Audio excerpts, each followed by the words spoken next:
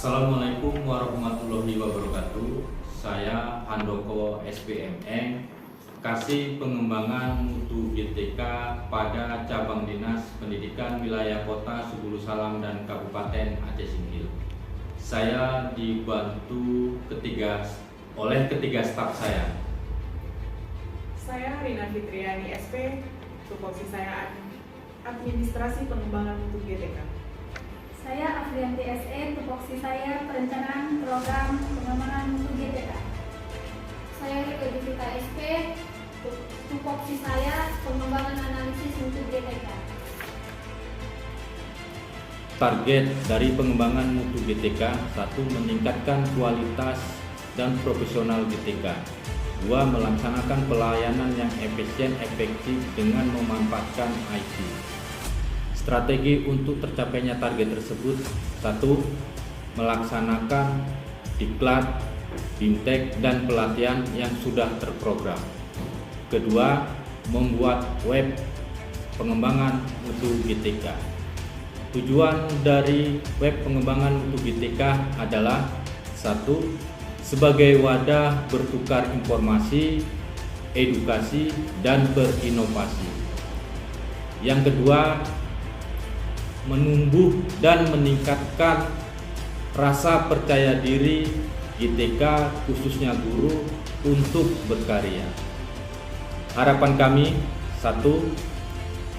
Satuan pendidikan agar memanfaatkan web pada pengembangan Mutu GTK.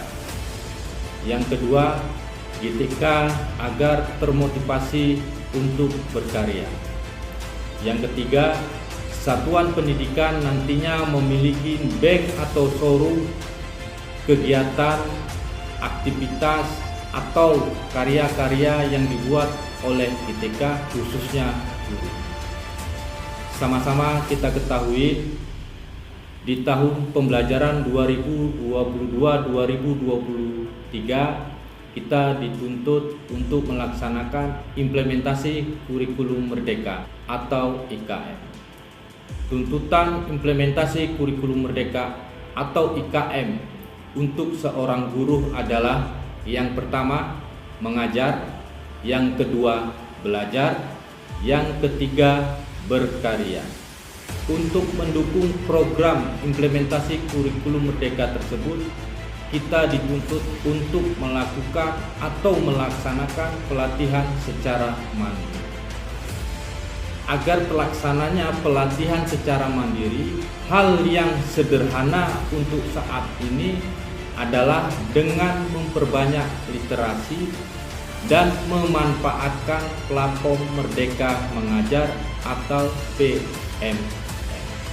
Demikian informasi dari pengembangan Mutu GTK dari Cabang Dinas Pendidikan Wilayah Kota Subulu Salam dan Kabupaten Aceh Singkil. Saya beserta staf mengucapkan terima kasih banyak. Wabillahi taufiq wal hidayah.